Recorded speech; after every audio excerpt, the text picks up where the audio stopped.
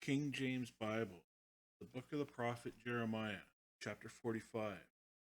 The word that Jeremiah the prophet spake unto Baruch the son of Neriah, when he had written these words in a book at the mouth of Jeremiah, in the 4th year of Jehoiakim the son of Josiah king of Judah, saying, Thus saith the Lord, the God of Israel, unto thee, O Baruch, thou didst say, Woe is to me, for the Lord hath added grief to my sorrow. I fainted in my sighting, and I find no rest.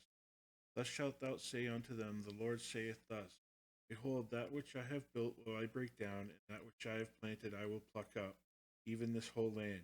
And seekest thou great things for thyself? Seek them not. For behold, I will bring evil upon all flesh, saith the Lord, but thy life will I give unto thee, for a prey in all places whither thou goest. Chapter 46. The word of the Lord which came to Jeremiah the prophet against the Gentiles, against Egypt, against the army of Pharaoh Necho, king of Egypt, which was by the river Euphrates in Carchemish, which Nebuchadnezzar, king of Babylon, smote in the 4th year of Jehoiakim, son of Josiah, king of Judah. Order ye the buckler and shield, and draw near to battle. Harness the horses, and get up, ye horsemen, and stand forth with your helmets. Furbish the spears, and put on the brigandines. Wherefore I have seen them dismayed and turned away back, and their mighty ones are beaten down and are fled apace, and look not back, for fear was round about, saith the Lord. Let not the swift flee away, for the mighty men escape. They shall stumble and fall toward the north by the river Euphrates. Who is this that cometh up in the flood, whose waters are moved as the rivers? Egypt riseth up like a flood, and his waters are moved like the rivers, and he saith, I will go up, and he will cover the earth. I will destroy the city and the inhabitants thereof. Come up, horses in rage, chariots, let the mighty men come forth, the Ethiopians and the Libyans, that handle the shield, and the Lydians that handle and bend the bow. For this is the day of the Lord God of hosts, a day of vengeance, that he may avenge him of his adversaries. And the sword shall devour, and it shall be satiate and made drunk with their blood. For the Lord God of hosts hath a sacrifice in the north country by the river Euphrates. Go up into Gilead, and take balm, O virgin, daughter of Egypt. In vain shalt thou use many medicines, for thou shalt not be cured. The nations have heard of thy shame, and thy cry hath filled the land. For the mighty man hath stumbled against the mighty, and they were fallen both together. The word of the Lord that spake to Jeremiah the prophet, how Nebuchadnezzar king of Babylon should come and smite the land of Egypt. Declare ye in Egypt, and publish in Migdol, and publish in Noph, and in Taphanes. Say ye, stand fast and prepare thee, for the sword shall devour round about thee. Why are thy valiant men swept away? They stood not, because the Lord did drive them. He made many to fall, yea, one fell upon another. And they said, Arise, and let us go again to our own people, and to the land of our nativity from the oppressing sword.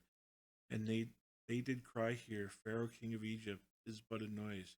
He hath passed the time appointed.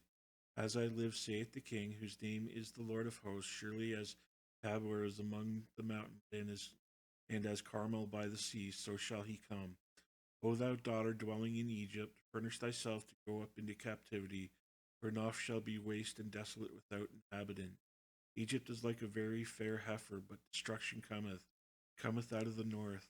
Also her hired men are in the midst of her like fatted bullocks, for they are turned back and are fled away together.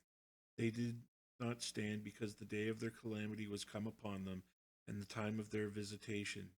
The voice thereof shall go like a serpent, for they shall march with an army, and come against her with axes as hewers of wood.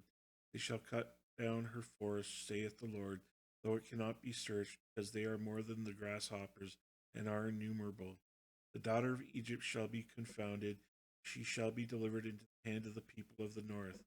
The Lord of hosts, the God of Israel, saith, Behold, I will punish the multitude of No and Pharaoh and Egypt with their gods and their kings, even Pharaoh and all them that trust in him.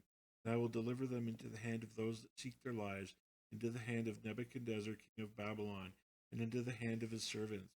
And afterwards it shall be inhabited as in the days of old, saith the Lord. But fear not thou, O my servant Jacob, and be not dismayed, O Israel. For behold, I will save thee from afar off, and thy seed from the land of their captivity. And Jacob shall return and be in rest and at ease, and none shall make him afraid. Fear not, no, fear thou not, O Jacob, my servant, saith the Lord. For I am with thee, for I will make a full end of all the nations whither I have driven thee.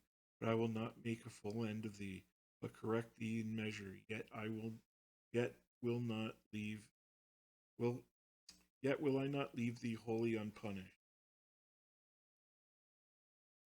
Chapter 47.